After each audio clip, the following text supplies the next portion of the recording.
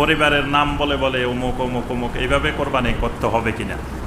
যে পরিবারের নাম বলে বলে করা জরুরি না। এখানে আমরা উসাইমিন রাহিমাহুল্লাহর একটা ফতোয়া বলছি, কিন্তু যে তিনি বলছেন যে এক পরিবারে যদি 100 জনও থাকে তো তিনি একটা গরু জবাই করছেন, তো একটা গরুতে তো আমরা জানি 7 জনের বেশি কোরবানি করা যায় না, কিন্তু 100 জন হইলেও তিনি সেখানে নাম বলার দরকার নাই। তিনি নিয়ত করবেন যে এই গরুটা বা এই ছাগলটা বা এই উটটা আমার পক্ষ থেকে আমার পরিবারের জীবিত মৃত যতজন আছে সবার পক্ষ থেকে। কিন্তু আমরা দেখি আমাদের দেশে একটা কাগজে নাম লেখে লেখে বাপের নাম সহ স্বামীর নাম সহ লেখে লেখে দেওয়া হয় হুজুরের কাছে, হুজুরে দেখে দেখে পড়েন তারপরে জবাই করেন।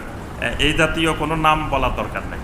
আপনি তো নিয়ত তো যে সময় গরু কিনছেন ছাগল কিনছেন সে সময় নিয়ত হয়ে গেছে যে এটা কোরবানির উদ্দেশ্যে কিনছেন।